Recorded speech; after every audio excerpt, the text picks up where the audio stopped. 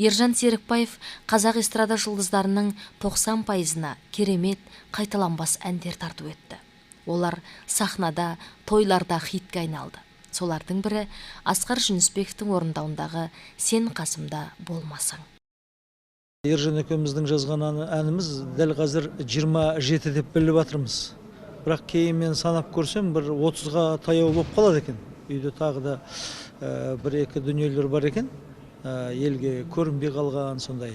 Ең алғаш жазған әніміз біздің «Сен қасымда болмасаң» деген Асқар Жүнісбековтің орындауындағы ән. Бұл ән сондай бір қызықты шықты. Бұл әннің сөзі бұрыннан менде бар екен де, тек қана жаңағы «Сен қасымда болмасаң егер» деген сөздер артық болып жүреді екен әрқайсының артында. Соны жаңағы мен Ержанның берген әніне қойып қалып ем, өте тамаша шығып, оған жаңағы қайырмасын қойдық. Сонда жаңағы «Ешбір ғажап қызықтырмас менің жанымды, сен қасымда болмасаң егер, өмір азап солғын тартар жүрек жалынды, сен қасымда болмасаң егер» деген өлең ғой енді. Соның егерінің бәрін алып тастасам, тәп-тәуір өлең шыға қалды. Ешбір ғажап қызықтырмас менің жанымды, сен қасымда болмасаң,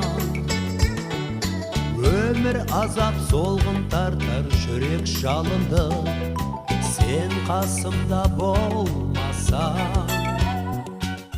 Бұл әнді басында өзі айтып жүрді, өзінің орындауында қатты ұнайтын еді маған.